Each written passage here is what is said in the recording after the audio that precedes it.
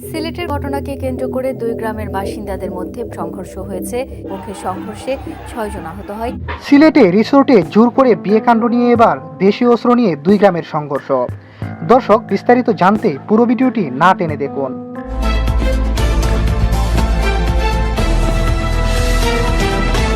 গত একদিন আগে সিলেটে পার্কে বেড়াতে যায় বেশ কিছু তরুণ তরুণী, কিন্তু সেখানে নাকি তাদের কাছে চাঁদা দাবি করেন এক বিএনপি নেতা।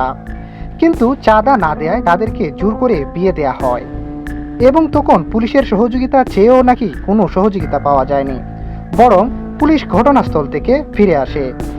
প্রভাবশালী বিএনপি নেতার দাপটে সেখানেই তাদের জোর করে বিয়ে দেয়া হয়। এ নিয়ে আজ সকালে দুই গ্রামবাসী নাকি সংঘর্ষে জড়ায়। এরকমই একটা ভিডিও সামাজিক যোগাযোগ মাধ্যমে ব্যাপক আকারে ভাইরাল হয়। ভিডিওটি ভালো করে পর্যবেক্ষণ করে এর কোনো সত্যতা পাওয়া যায়নি।